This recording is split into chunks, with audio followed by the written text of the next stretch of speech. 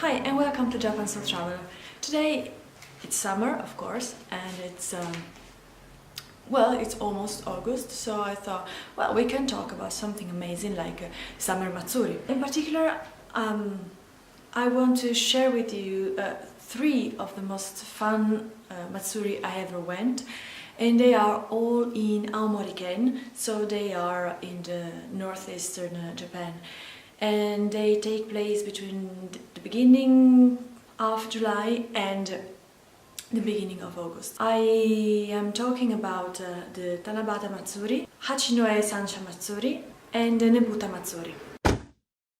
The Tanabata Matsuri is probably the most popular and the most renowned celebration, I think, all over Japan. Of course, not only in the north, but all over the country. The Tanabata Matsuri is also known as the Stars Festival, and it refers to a very ancient legend of Chinese origin, which celebrates the meeting of two deities, Orihime and Hikoboshi, which I think they refer to two different stars, which are the Vega stars and the Altair stars. Basically, this is a somewhat tragic love story between the princess, which is the Waver princess, and her lover, whose name is translatable as cowherd, cowman, something like that.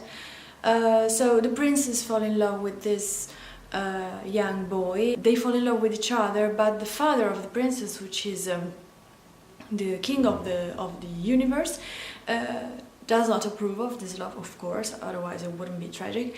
So he splits the two lovers with the Milky Way. So Willy probably doesn't like the tragedy.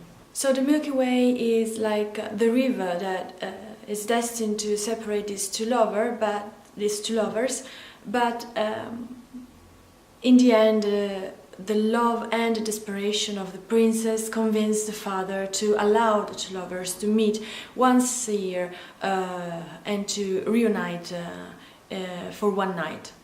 So as I was saying, this is a very popular Matsuri, and you will find celebration of it all over the country. Often it is combined with some Obon celebration, the July celebrations, and of course, since it is a very touching and very passionate love story, it's very popular today, even today. I went to the Matsuri in the north, so I went in Misawa. It was the first night I was there, and it was, I think, the end of July, so maybe sometimes it is celebrated earlier. It was the end of July, to around the 20th, 21st, something like that.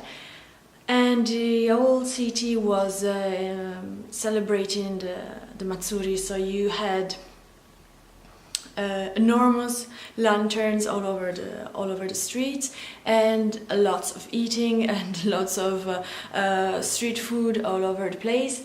And there were also some concerts at the end, so it was a very, even if it's a traditional legend, so it's something very close to the ancient mythology, it has a very modern touch to it sometimes, so it's a nice way to experience some different aspect of Japan.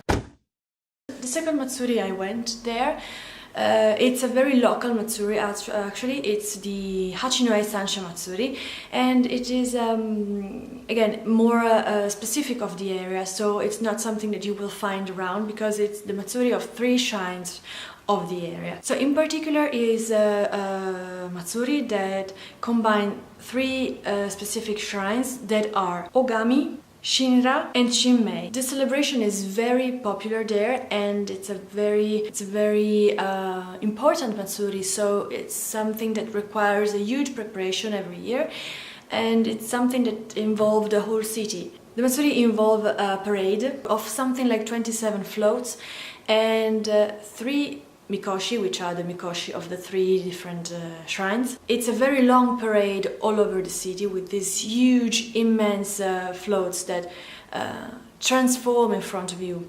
This is a quite old celebration in the sense that it's more than 200-year-old, and it's again, it's something that it's very typical of the area, and you will see a lot of local references and local dialect songs, so very touching in a way. So it's like you are living the real life there. This usually take place in August, at the beginning of August, if I'm not wrong, and it is real explosion of color and music and drums. So many drums that gives you the rhythm and it will bring you along the parade for the length of the parade. Finally, the third Matsuri I want to suggest is the Nebuta Matsuri.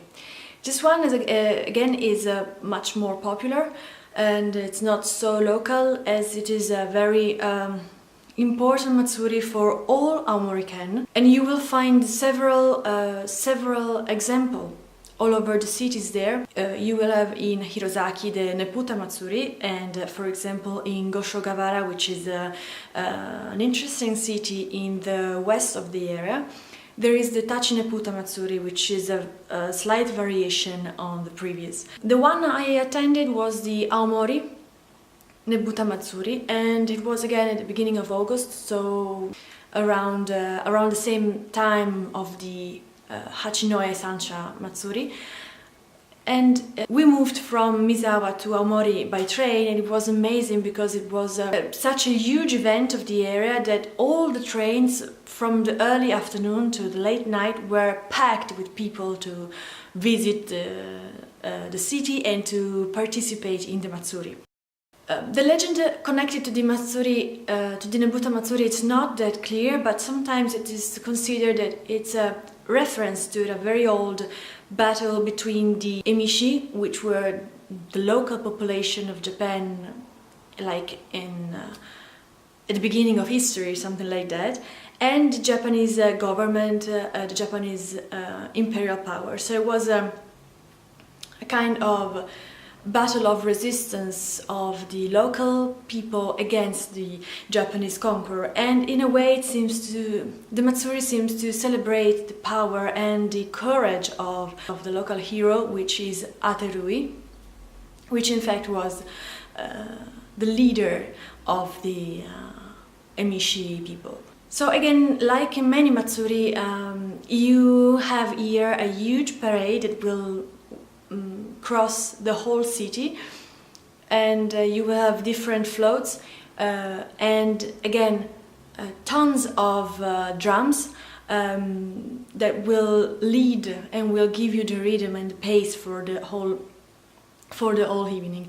And when the sun goes down, this is amazing because the floats actually lighten up, and so you have these huge figures, these huge faces that floats in a way in the dark, and that will arrive towards you on the sound of the beating drums.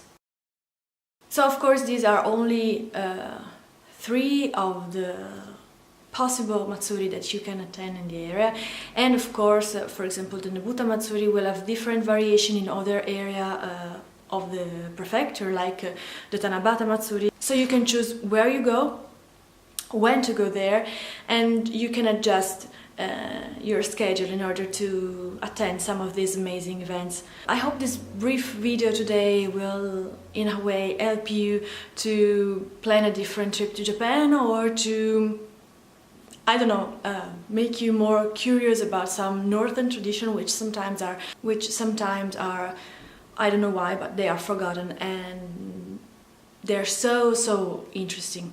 So thanks for watching, and I talk to you soon. Bye!